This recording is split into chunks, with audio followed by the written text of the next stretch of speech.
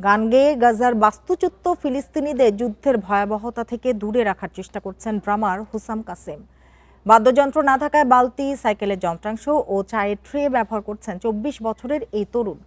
মানসিক চাপ সহ নানা নেতিবাচক দিক থেকে দূরে থাকতে গান গেয়ে বেড়ান কাসেম।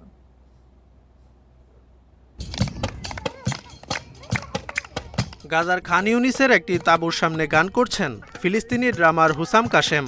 হাততালি দিয়ে তাকে উৎসাহ যোগাচ্ছে বাস্তুচ্যুত শিশুরা। বিকাশ পেমেন্টে ১০,০০০ টাকার বেশি অফার, শপিং চলছে তো।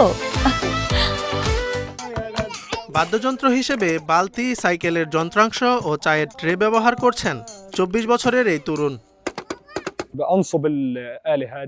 আমার অনেক বাদ্যযন্ত্র ছিল, সেগুলো বাড়িতে রেখে এসেছিলাম। ইসরায়েলি বাহিনী বাদ্যযন্ত্রগুলো ধ্বংস করে ফেলেছে। আমি কেবল কাপড় নিয়ে ঘর থেকে বের হয়ে আসি, আর আমরা যে পরিস্থিতিতে বাস করছিলাম তাতে মোটেও গান করার সুযোগ ছিল না।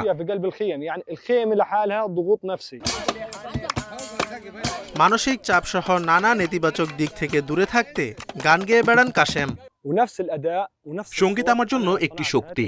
এটি আমাকে নেতিবাচক চিন্তা, মানসিক চাপ থেকে দূরে থাকতে সহায়তা করে।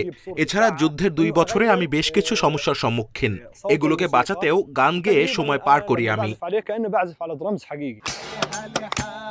নিত্য প্রয়োজনীয় জিনিস দিয়ে বাদ্যযন্ত্র তৈরির কাসেমের এই প্রতিভা বহু বছর আগের।